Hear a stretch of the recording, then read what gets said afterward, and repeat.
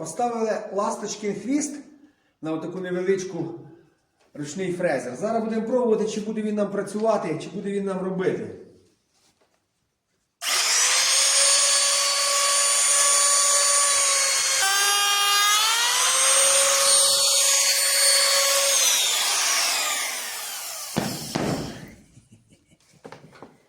Ось така получилася цяцька.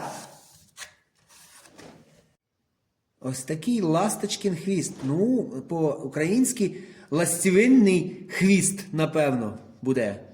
Зараз будемо його розширяти і потім туди будемо забивати шип. Розширяємо наш ласточкин хвіст, наш паз.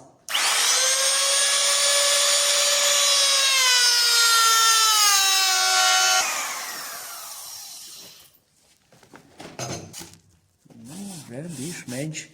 Ще зразочок і я думаю, буде достатньо.